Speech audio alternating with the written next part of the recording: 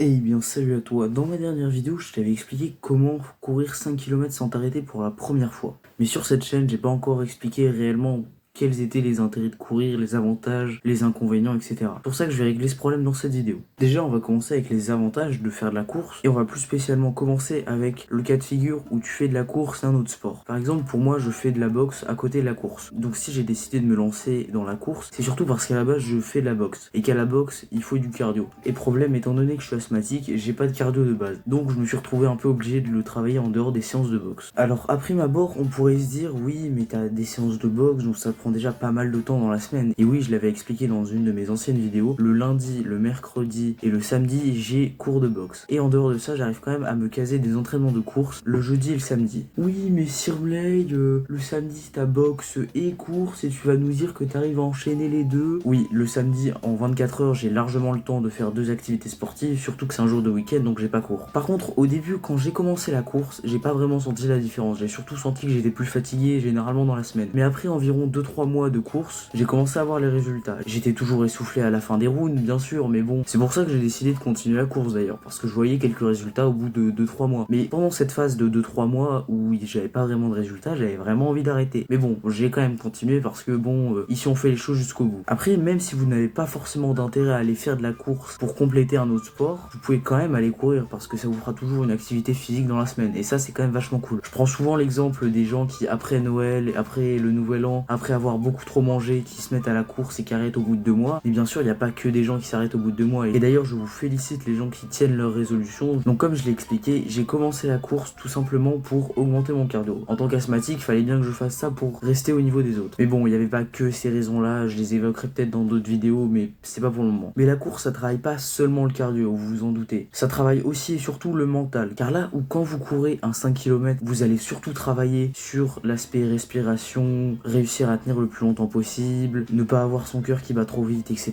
pour économiser de l'énergie. Quand vous augmentez les kilomètres, ça va être encore plus vrai. C'est pour ça que quand vous allez commencer à faire des 10 km, des 15 et des 21 et après des marathons, et ben ça va aussi être beaucoup plus du mental qu'il va falloir avoir. Et pour ça, la course, croyez-moi, c'est un entraînement de zinzin. Parce qu'au début, je l'avais dit dans la dernière vidéo, justement, j'avais mis 3 mois avant de faire un 5 km. Mais en fait, après ces 3 mois, et donc après que j'ai réussi mon 5 km, j'ai trouvé ça beaucoup plus simple de passer du 5 au 10 km que de passer du 0 au 5 km. Bien sûr, je m'étais entraîné avant, donc ce qui est logique, mais c'est aussi parce que ça avait entraîné en parallèle mon mental. Donc ça m'avait forgé à vouloir me dépasser de plus en plus. Mais ça, ce sera le sujet d'une autre vidéo qui devrait sortir d'ici pas trop longtemps. Et donc c'est pour ça que je trouve que faire de la course, c'est vraiment indispensable. Parce que ça travaille deux aspects de la vie qui sont quand même vachement importants. À savoir le cardio, donc l'endurance, donc pouvoir supporter quelque chose de pénible pendant longtemps, et le mental qui aide à supporter quelque chose de pénible pendant longtemps. Et le mental, ça va vous servir dans plein d'autres aspects de votre vie. Quand vous devez réviser un contrôle par exemple, parce que votre prof d'histoire vous a mis un contrôle pour le lendemain sur tout le chapitre, bah faut pouvoir réviser pendant plusieurs heures sans être déconcentré. Et donc c'est là que le mental, ça va vous aider, donc ça va vous aider à mieux travailler. Le mental, ça va aussi vous aider à pas stresser dans des situations où normalement vous auriez stressé, à tout hasard, avant un contrôle, avant un oral, etc.